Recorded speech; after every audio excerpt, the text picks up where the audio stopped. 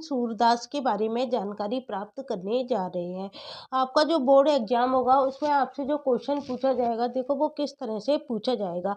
Board exam में आपसे question Surdas के जीवन परिचय से संबंधित पूछा जाएगा, जो कि आपको उनका जीवन परिचय लिखना है। इसके अलावा आपसे उनकी रचनाएं पूछी जाएंगी। तो आपके बोर्ड पेपर में किस तरह से आप अपने आंसर को लिखोगे, इसके बारे में आज मैं आपको बताती हूँ। सूरदास के बारे में संपूर्ण जानकारी आपके बोर्ड एग्जाम में आपको किस तरह से लिखनी है। तो सबसे पहले आपको सूरदास का जीवन परिचय बताना पड़ेगा, जिसमें आपको बताना पड़ेगा सूरदास का जन्म स्थान आपको बताना पड़ेगा। जो सूरदास का जन्म है वो कब माना जाता है, 1478 में माना जाता है एक मान्यता के अनुसार। फिर आपको बताना पड़ेगा कि जो सूरदास का जन्म है वो कहाँ पर हुआ था। तो सूरदास का जो जन्म हुआ था वो एक मान्यता के अनुसार मथुरा के निकट रुनकता या रेणुका क्षेत्र में हुआ था। दूसरा पॉइंट आपको क्या देना पड़ेगा कि सूरदास का जन्म कहाँ पर हुआ था, तो मथुरा के निकट रुनकता या रेणुका क्षेत्र में हुआ था। जो तीसरा पॉइंट आपको देना पड़ेगा वो देना पड़ेगा कि दूसरी मान्यता क्या कहती है। दूसरी मान्यता के अनुसार जो उनका जन्म स्थान है वो कहाँ माना जाता है, वो दिल्ली के पास सीही माना जाता है। कहाँ माना जाता है, दिल्ली के पास सीही माना जाता है। चौथा जो आपको पॉइंट लिखना है वो क्या लिखना है, महाप्रभु बल्लवाचार्य के जो शिष्य थे सूरदास, वो अष्टछाप के कवियों में सर्वाधिक प्रसिद्ध है। कौन प्रसिद्ध है, सूरदास प्रसिद्ध है। ये कौन थे, बल्लवाचार्य के शिष्य थे और अष्टछाप के कवियों में सर्वाधिक प्रसिद्ध है। आपको पता है कि अष्टछाप में कितने कवियों को लिया गया है। आपसे ऑब्जेक्टिव टाइप का क्वेश्चन यदि पूछा जाए कि अष्टछाप में कितने कवि शामिल है, तो कितने कवि शामिल है, 8 कवि शामिल है, जिसमें 4 बल्लवाचार्य के शिष्य थे और 4 विठलनाथ के शिष्य थे। जो सूरदास है ये किसके शिष्य माने जाते हैं, ये बल्लवाचार्य के शिष्य माने जाते हैं। ये बहुत इंपॉर्टेंट पॉइंट है, आपको याद रखना पड़ेगा। पांचवा जो पॉइंट लिख कर आओगे आप वो लिख कर आओगे कि ये कहाँ पर रहते थे, मथुरा और वृंदावन के बीच। मथुरा और वृंदावन के बीच गहू घाट पर रहते थे और श्रीनाथ जी के मंदिर में ये क्या करते थे, भजन कीर्तन करते थे। जो सूरदास थे ये कहाँ रहते थे, मथुरा और वृंदावन के बीच गहू घाट पर रहते थे और श्रीनाथ जी का मंदिर है वहां पर ये क्या करते थे, भजन कीर्तन करते थे। और जो 6 पॉइंट बना के आप लिख कर आओगे कि सन 1583 में इनका पाठशौली में निधन हुआ। इनका निधन कहाँ हुआ था, पाठशौली में हुआ था। कौन से सन में हुआ था, 1583 में हुआ था। और इनकी जो कृतियां आपको लिखनी है, पूछी जाती हैं कवि विशेष के अंतर्गत। कवि का जीवन परिचय तो आता ही है और उसके ग्रंथों के नाम आते हैं। आपको जितने भी नाम याद हो वो सारे नाम आप लिख कर आना। तो इनके कितने 3 ग्रंथ है, क्या क्या नाम है उनका, सूरसागर है, साहित्य लहरी है और सूर सारावली है। क्या नाम है उनका, सूरसागर है, साहित्य लहरी है और सूर सारावली है। जिसमें क्या है, सूर सागर ही क्या है, सर्वाधिक क्या हुआ, लोकप्रिय हुआ था। खेती और पशुपालन वाले भारतीय समाज का दैनिक अंतरंग चित्र और मनुष्य की स्वाभाविक वृत्तियों का चित्रण क्या है, हमको सूर की कविता में मिलता है। क्या लिखोगे आगे, खेती और पशुपालन वाले भारतीय समाज का जो दैनिक अंतरंग चित्र और मनुष्य की स्वाभाविक वृत्तियों का जो चित्रण है वो हमको सूर की कविता में मिलता है। सूर कैसे कवि हैं, अगला नंबर पॉइंट आपको लिखना है। सूर वात्सल्य और श्रृंगार के श्रेष्ठ कवि माने जाते हैं।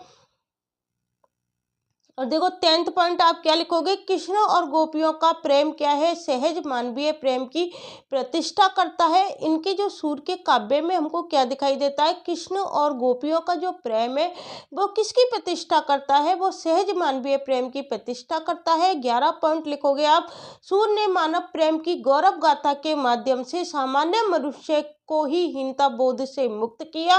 उसमें क्या की, उन्होंने जीने की ललक पैदा की। किसने की थी, सूरदास ने।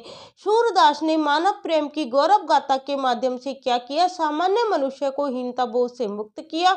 उसमें क्या की, उन्होंने जीने की ललक पैदा की। 12वां पॉइंट लिखोगे आप, उनकी कविता में ब्रज भाषा का निखरा हुआ रूप हमको प्राप्त होता है। किसका रूप प्राप्त होता है, उनकी भाषा में ब्रज भाषा। ब्रज भाषा कहाँ बोली जाती थी, मथुरा में बोली जाती है, वृंदावन में बोली जाती है, है तो वहाँ ही इन्होंने काव्य का सर्जन किया था। तो इनकी कविताओं में हमको क्या मिलता है, इनके काव्य में क्या मिलता है, ब्रजभाषा का निखरा हुआ रूप हमको दिखाई देता है।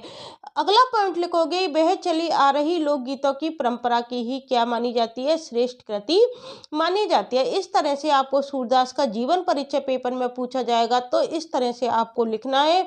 सबसे पहले उनका जन्म स्थान लिखना है, उनकी कृतियों के नाम लिखने हैं, और सूरसागर और ये किसके शिष्य थे, बलवाचार्य के शिष्य थे, और इनका सूरदास का प्रमुख स्थान है। और आपको क्या लिखना पड़ेगा, देखो सूरदास का जन्म लिखना है, फिर इनका जन्म स्थान मथुरा के निकट माना जाता है, दूसरी मान्यता के अनुसार दिल्ली के पास ही माना जाता है, बलवाचार्य के शिष्य थे। की पॉइंट बना लेना, हर पॉइंट का की पॉइंट सिर्फ 2 पॉइंट में आपको बना लेना है।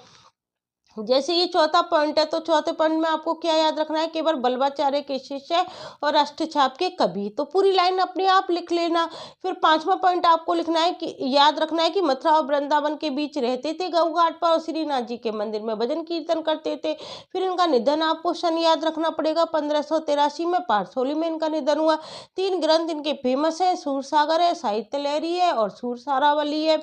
और इनका सर्वाधिक जो फेमस ग्रंथ है वो कौन सा है, सागर है। इसके अलावा आपको क्या याद रखना है, अगला पॉइंट, कि ये खेती और पशुपालन वाले भारतीय समाज का अंतरंग चित्र इनके काव्य में दिखाई देता है। वात्सल्य और श्रृंगार के श्रेष्ठ कवि माने जाते हैं। कृष्ण और गोपियों का प्रेम सहज मानवीय प्रेम की क्या करता है, प्रतिष्ठा करता है। और सूर ने क्या किया, मानव प्रेम की गौरव गाथा के माध्यम से सामान्य मनुष्य है उसको हीनता बोध से मुक्त किया। उनकी कविता में हमको क्या दिखाई देता है, ब्रजभाषा का निखरा हुआ रूप दिखाई देता है। वे चली आ रही लोकगीतों की परंपरा की ही श्रेष्ठ कवि है। ये हमारे कौन है, सूरदास जी हैं।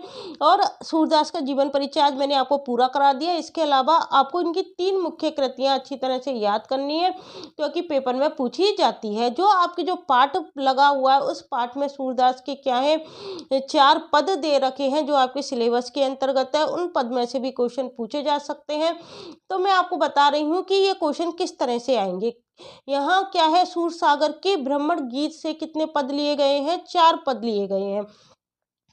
आपकी जो पाठ्य पुस्तक है उसमें कितने पद हैं, 4 पद है। कृष्ण ने मथुरा जाने के बाद स्वयं न लौटकर क्या किया, उद्धव के जरिए गोपियों के पास संदेश भेजा था। जो पद दे रखे हैं आपके सिलेबस में उसमें बताया गया है कि उद्धव के द्वारा श्री कृष्ण ने संदेश भेजा था। वो संदेश किस तरह का था, निर्गुण ब्रह्म एवं योग का उपदेश देकर गोपियों की विरह वेदना को शांत करने का प्रयास करने के लिए उन्होंने उद्धव को भेजा था। और गोपियां वो क्या करती थी, ज्ञान मार्ग की बजाय प्रेम मार्ग को पसंद करती थी। इस कारण उन्हें क्या हुआ, उद्धव का संदेश पसंद नहीं आया था। तभी वहां पर क्या आ जाता है, एक भौरा आ जाता है, और वहां से क्या किसका प्रारंभ हो जाता है, ब्राह्मण गीत का क्या होता है, प्रारंभ होता है। गोपियों ने क्या किया है, ब्राह्मण के बहाने उद्धव पर व्यंग बाण छोड़े थे। तो अब हम इसकी व्याख्या पद एक पद में आज आपको करा देती हूँ, बाकी के जो 3 पद हैं वो मैं आपको कल की वीडियो में कराऊंगी। तो देखो पहले पद में क्या है, ऊदो तुम हो अति बड़वागी। बड़वागी का मतलब है भाग्यशाली। तो गोपियां कह रही हैं, उद्धव से कह रही हैं कि हे उद्धव तुम तो बहुत ज्यादा भाग्यशाली हो। क्यों भाग्यशाली हो, अपरथ रह सने तगासे नाहिन मन अनुरागी। तुम इसलिए भाग्यशाली हो, आप श्री कृष्ण के पास रहते हो लेकिन आपका मन क्या है, प्रेम में रमा हुआ नहीं है। इसलिए तुम क्या हो, भाग्यशाली हो कि तुमने अपने मन को प्रेम में अनुराग पूर्वक नहीं डुबोआ है, अर्थात तुम प्रेम में अनुरक्त नहीं हो, भले ही तुम श्री कृष्ण के पास रहते हो। पुरहनी पात रहत जल भीतर, पुरहनी आया है कमल के लिए, और पात होता है पत्ता। जिस प्रकार का कमल का पत्ता होता है वो जल के भीतर रहता है, तारस देना त्यागी, लेकिन कमल के पत्ते के ऊपर जल की एक बूंद भी नहीं रुकती है, अर्थात उस पर एक जल की बूंद का दाग भी नहीं लग पाता है। उसी तरह से आप श्री कृष्ण के पास रहे हो लेकिन आप पर उनके प्रेम का रस बिल्कुल भी नहीं चढ़ा है। इस तरह से गोपियां क्या कर रही हैं, उद्धव पर व्यंग कर रही हैं। जो जल महा तेल की गागरी, बूंद न ताको लागी। जिस प्रकार से जो तेल की मटकी होती है उस पर जल की एक बूंद भी नहीं ठहरती है, उसी तरह से आप पर श्री कृष्ण के प्रेम का कोई असर नहीं पड़ा है। प्रीति नदी में पाँव न बोरियो, दृष्टि न रूप परागी। क्योंकि आपने क्या किया है, कभी भी प्रेम की नदी में क्या नहीं करा है, पैर नहीं डुबोया है। वो किस पर व्यंग कर रही हैं? वो उद्धव पर व्यंग करती हुई कह रही हैं। जिस प्रकार से तेल की मटकी को जल के भीतर डुबोने पर भी उस पर क्या होता है? जल की एक बूंद भी नहीं ठहरती, उसी प्रकार तुम भी प्रेम रूप कृष्ण के हमेशा पास रहते हुए भी कभी उनसे प्रेम नहीं करते, उनके प्रभाव से क्या रहे हो? हमेशा मुक्त रहे हो।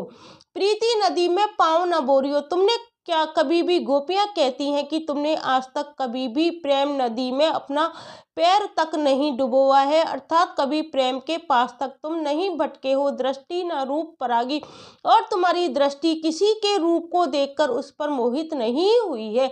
दृष्टि न रूप परागी, रूप मतलब तुम्हारी जो दृष्टि है, जो नजर है, वो किसी के रूप को देखकर भी क्या नहीं हुई है? मोहित नहीं हुई है। परागी मतलब हम किसी के ऊपर मोहित हो जाते हैं, उस तरह से तुम्हारी दृष्टि कभी भी किसी के रूप को देखकर मोहित नहीं हुई है। सूरदास अबला हम बोरी गुड़ चीटी चीटी जो पागी। फिर वो क्या कहती हैं? कौन? गोपियां कहती हैं कि जैसे चींटी गुड़ पर आसक्त होकर उसके ऊपर लिपट जाती है, वैसे ही हम कौन है? सूरदास अबला हम बोरी। सूरदास कहते हैं कि गोपियां कह रही हैं हम कौन है? बोली वाली अबलाएं हैं, जो अपने प्रियतम की रूप माधुरी पर उसी प्रकार आसक्त होकर उनके प्रेम में पक गई हैं, जिस प्रकार से क्या होता है? चींटी गुड़ पर आसक्त होकर उसके ऊपर चिपट जाती है और फिर उससे अलग नहीं हो पाती हैं और वहीं अपने प्राण दे देती हैं। इसी प्रकार की स्थिति हमारी हो गई है। तो ये इस तरह का पद क्या आएगा? आपके पेपर में पूछा जाएगा। जैसे ये वाला पद्यांश आपको पेपर में आ जाएगा, तो आपको सबसे पहले इसका प्रसंग लिखना पड़ेगा, फिर इसकी व्याख्या लिखनी पड़ेगी, व्याख्या के बाद आपको विशेष लिखना पड़ेगा। विशेष में आप क्या लिखोगे? इस पद में गोपियां स्वयं को क्या बता रही हैं? अबला बता रही हैं, एवं भोली बताते हुए उद्धव को क्या बता रही हैं? स्नेहहीन व चतुर होने का क्या दे रही हैं? उपालंब दे रही हैं। इसकी जो भावाभिव्यक्ति है वो कैसी है? सहज है और सरलता से पूर्ण है। इसमें कौन कौन से अलंकार आए हैं? रूपक आया है, उत्प्रेक्षा आया है, उपमा अलंकारों का प्रयोग हुआ है और ब्रजभाषा की सहज छटा इसमें देखने को मिलती है। ब्रजभाषा में उनका काव्य है, तो ब्रजभाषा की क्या होगी? इसमें सहज घटा होगी। प्रीति नदी क्या है? इसमें रूपक अलंकार हो गया, क्योंकि प्रीति रूपी नदी में। और देखो इसमें हमको देखो क्या बताना पड़ेगा। जैसे हम इसका क्या लिखेंगे? इसका सबसे पहले हम प्रसंग लिखेंगे। ऊदो तुम हो अति बड़वागी, अपरत रह सने तगासे, नाहिन मन अनुरागी, पुरहनी पात रहत जल भीतर, तारस देना त्यागी। तो इसका जो हम प्रसंग लिखेंगे वो क्या लिखेंगे? प्रस्तुत जो पद्यांश है भक्त कवि सूरदास द्वारा रचित क्या है? सूर सागर के भ्रमण गीत प्रसंग से लिया गया है। ये लाइन आपको अच्छी तरह से याद रखनी पड़ेगी कि प्रस्तुत पद का जो अंश है वो भक्त कवि सूरदास द्वारा रचित सूर सागर के भ्रमण गीत प्रसंग से लिया गया है। इसमें सूरदास जी ने उद्धव एवं गोपियों के मध्य हुए कृष्ण प्रेम को लेकर गोपियों द्वारा उद्धव को दिए गए उपालंब को क्या किया है? व्यक्त किया है, जिसमें गोपियां उद्धव पर प्रेमहीन होने की क्या करती हैं? व्यंजना करती हैं। तो देखो इस तरह से हम इसकी मैंने आपको पूरी व्याख्या करा दी, किस तरह से प्रसंग लिखना है, किस तरह से आपको व्याख्या करनी है और किस तरह से बाद में विशेष लिखना है। विशेष में सूरदास के जो पद हैं वो कौन सी भाषा में है? ब्रज भाषा में। ऊदो तुम हो अति बड़वागी, अपरत रह सने तगासे, नाहि मन अनुरागी, पुरहनी पात रह जल भीतर, तारस दे न त्यागी, जो जल माही तेल की गागरी, बूंद न ताको लागी, प्रीति नदी में पाँव न बोरियो, दृष्टि न रूप परागी, सूरदास अबला हम बोरी, गुर चीटी जो प्यागी पागी। इस तरह से मैंने आज आपको पद संख्या 1 करा दी और किस तरह के क्वेश्चन पेपर में आपसे पूछे जाएंगे वो भी मैंने आपको बता दिए हैं। आपके 4 पद दे रखे हैं, दूसरा पद, तीसरा पद और चौथा पद। वो मैं आपको कल व्याख्या कराऊंगी और उसके किस तरह के क्वेश्चन पेपर में पूछे जाएंगे वो भी मैं आपको क्लियर बता दूंगी। यदि आपको मेरी वीडियो पसंद आई हो तो प्लीज़ इसको लाइक, शेयर और सब्सक्राइब करना मत भूलना। और आपका सिलेबस पूरा हिंदी का शीघ्र मैं अपने चैनल पर करा दूंगी और आपको बिल्कुल टेंशन लेने की ज़रूरत नहीं है। Thank you guys.